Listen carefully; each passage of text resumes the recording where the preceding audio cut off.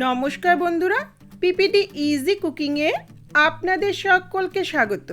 আমার আজকের রেসিপি ঝটপট কম সময় কাবুলি চানা মশলা।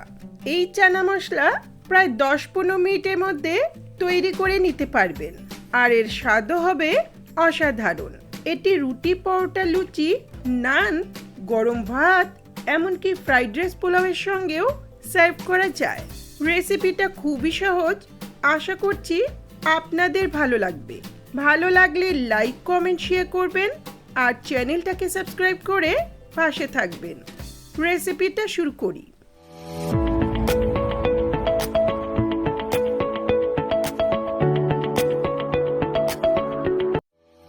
সবার প্রথমে গ্যাসে একটা প্রেসার কুকার বসিয়ে এতে 4 to 5 টেবিল স্পুনের মতো সর্ষের তেল ভালো করে গরম করে নিচ্ছি। রান্নাটা সাধারণত সর্ষের তেলে বেশি ভালো হয়।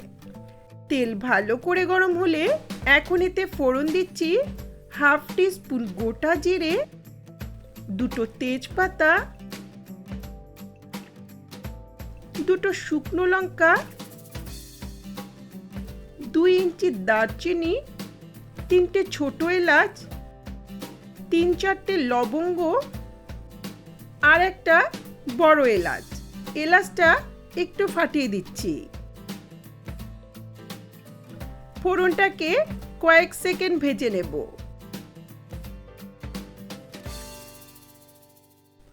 ফোড়ন ভাজার সুন্দর গন্ধ বেরোলে এখন এতে 2 আলু ডুমো করে কেটে দিয়ে দিচ্ছি।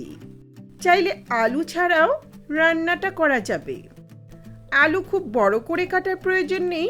প্রেসার কুকারে রান্নাটা হলেও আলু কিন্তু গলে যায় না। এখন আলুটাকে 1-2 মিনিটের মতো মিডিয়াম হাই ফ্লেমে হালকা লাল করে ভাজবো। আলু হালকা ভাজা হয়েছে, এখন এতে দিচ্ছি 1 টেবিল স্পুন করে গ্রেট করা আদা, রসুন আর বেশ কিছুটা কুচনো কাঁচা লঙ্কা। আদা রসুনের পরিমাণটা এখানে একটু বেশি করে দিলেই ভালো লাগে, আর ঝালটা অবশ্যই নিজেদের পছন্দ মতো দেবেন। এখন কয়েক সেকেন্ড মিডিয়াম হাই ফ্লেমে নেড়ে নিচ্ছি যাতে আদা রসুনের কাঁচা গন্ধটা চলে যায়।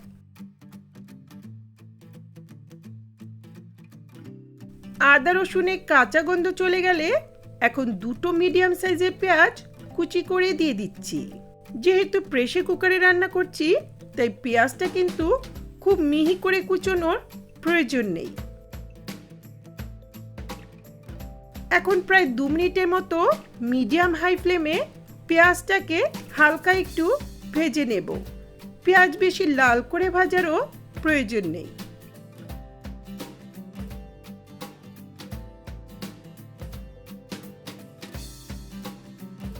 পেঁয়াজটা একটু ভাজা হয়েছে, এখন 2 মিডিয়াম সাইজের টমেটো কুচি করে দিয়ে দিলাম।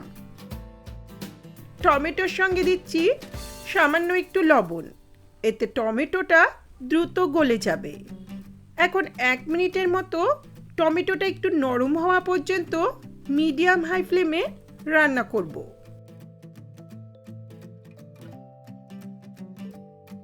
টমেটো পেঁয়াজটা কষানো হলে এখন এতে দিচ্ছি 1 টিস্পুন করে হলুদ গুঁড়ো, ধনের গুঁড়ো,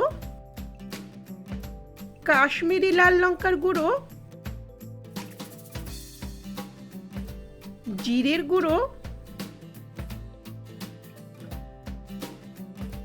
গরম মশলার গুঁড়ো আর 1 টিস্পুন মিট মশলা বা চিকেন মশলা বা ছোলে মশলা। মিডিয়াম ফ্লেমে আরও কয়েক সেকেন্ডের মতো মশলাটাকে পেঁয়াজ রসুনের সঙ্গে কষিয়ে নেব।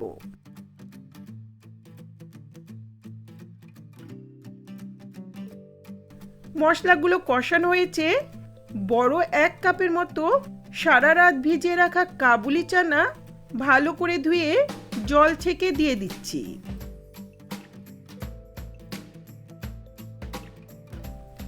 একই সঙ্গে দিচ্ছি 1 টিস্পুনের মতো লবণ। ভালো করে মিশিয়ে নিয়ে প্রায় 1-2 মিনিটের মতো মিডিয়াম হাই ফ্লেমে মশলার সঙ্গে কাবলি চানাটাকেও কষিয়ে নেব। রুটি পরোটা দিয়ে সার্ভ করতে চাইলে এতে সামান্য একটু মিষ্টিও দিতে পারেন। এগুলো কষানো হয়েছে, দিচ্ছি প্রয়োজন মতো উষ্ণ গরম জল। আমি প্রায় 1.5 কাপ মতো জল দিচ্ছি, খুব বেশি জল দেওয়ার প্রয়োজন নেই। দিচ্ছি স্বাদ মতো লবণ। লবণটা আগেও দিয়েছি, এখন অ্যাডজাস্ট করে নিচ্ছি। এটা ভালো করে মিশিয়ে নিয়ে ঢাকা দিয়ে মিডিয়াম হাই ফ্লেমে 4টে মতো সিটি দিয়ে নেব।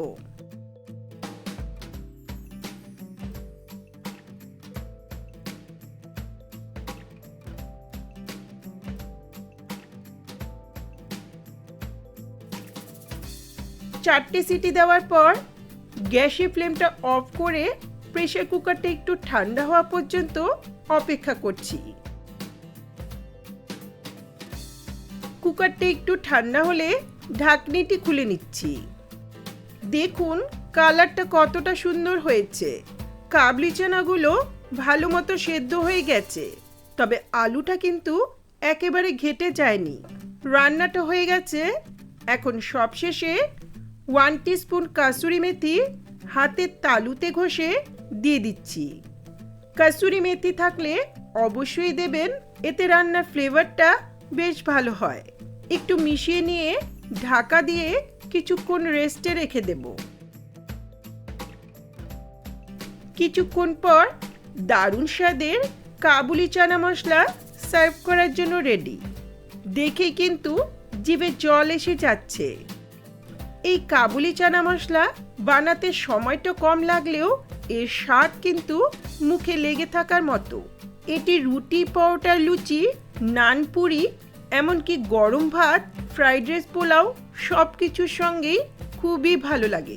তাহলে আগে কখনো ট্রাই না করে থাকলে একবার হলেও আমার মতো করে রেসিপিটা ট্রাই করে দেখবেন। আশা করছি আপনাদের ভালো লাগবে। ভালো লাগলে লাইক, কমেন্ট, শেয়ার করবেন আর চ্যানেলটাকে সাবস্ক্রাইব করে পাশে থাকা বেল আইকনটা অবশ্যই প্রেস করবেন, যাতে আমার ভিডিওর নোটিফিকেশনগুলি আপনাদের কাছে সহজেই পৌঁছে যায়। ধন্যবাদ।